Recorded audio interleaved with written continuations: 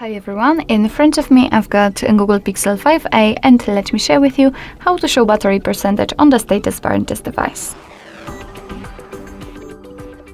So if you've got only the battery icon just like I have, then all you have to do, and I promise it is so easy to apply the percentage, is to open the settings, and here let's find the battery. As you can see, it should be on the 5th position from the top. So let's tap on the battery, and as you can see, we've got the battery percentage option, which is of course currently turned off. So in order to turn it on, just tap on the switcher, and from now on the exact percentage of the usage of the battery will be displayed next to the battery icon. Of course, you can turn it off whenever you want to, but let me leave it like this.